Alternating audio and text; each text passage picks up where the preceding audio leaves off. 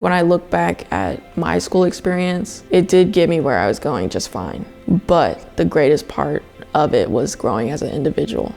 When I first started school here, I didn't talk, I didn't participate. I was just dealing with some things. And the moment when I realized that it was okay to ask for help and it was okay to talk to people about my issues is the moment that a little bit of something changed inside of me.